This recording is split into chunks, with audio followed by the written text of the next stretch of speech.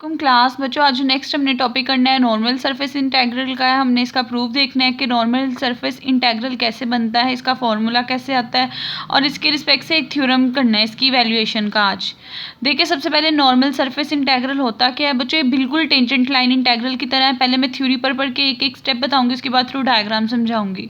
देखिए, सबसे पहले है let S be a surface open end और क्लोज्ड। ऐसा आपको कोई सरफेस दे दी गई है जो कि ओपन भी है क्लोज भी है, and A equals to A I A two J A three K a vector point function which is defined and continuous over S. अब देखें, बेसिकली क्या बात बता दी गई है, एक आपको ओपन सरफेस दे दी गई या आपको क्लोज सरफेस दे दी गई है। ठीक है, ये दोनों सरफेसेस आपको दे दी गई हैं। अब आपने इसके रिस्पेक्ट से काम करना है। और देखिए, ये वाला सारे का सारा टेंजेंट लाइन इंटेग्रल का काम होगा। थ्योरी आप इन वर्ड्स करोगे, अपने वर्ड्स में कर सकते हो, थ्रू डायग्राम में आपको समझाती हूँ, उससे आपको ज़्यादा क्लैरिटी आएगी। देखिए, आपने एक ओपन सरफेस ले ली एस, एक आपने क्लोज सरफेस ले ली, वो भी आपने ले ली एस। जिस तरह हमने टेंजेंट लाइन पे कर्व आर्क लिया था और उसके रिस्पेक्ट से काम किया था। अब देखिए, बजाय इसके कि पूरी सरफेस का आप कैलकुलेट करो, आप लोग सरफेस पे एक छोटा पार्ट ले लो जिसे आप डेल एस के का नेम दे दो। जैसे देखें, क्लोज सरफेस यहाँ पे हमने एक छोटा सा पार्ट ले लिया जिसे डेल एस के का नेम दे दिया। इसी तरह क्लोज सरफेस में भी हमने एक छोटा सा पार्ट ले लिया जिसको हमने डेल एस के का नेम दे दिया।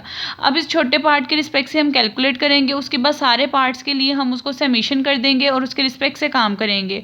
तो अगर मैं अपने वर्ड्स में हूँ, आप लोग सबसे पहले लिखोगे, आपके पास एस कोई भी सरफेस है, ओपन सरफेस है या क्लोज सरफेस है।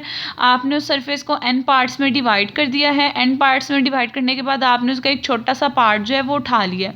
अब इस छोटे से पार्ट पे आप लोग एक पॉइंट लोगे, उस पॉइंट पे नॉर्मल वेक्टर, यूनिट वेक्टर, ये सारे वेक्टर्स ड्रॉ करके फॉर्मूला लगाओगे। जैसे बच्चों आप लोगों ने पहले किया था टेंजेंट वाले लाइन इंटेग्रल में, अगर आप लोगों को याद हो, मैंने आपको करवाया था।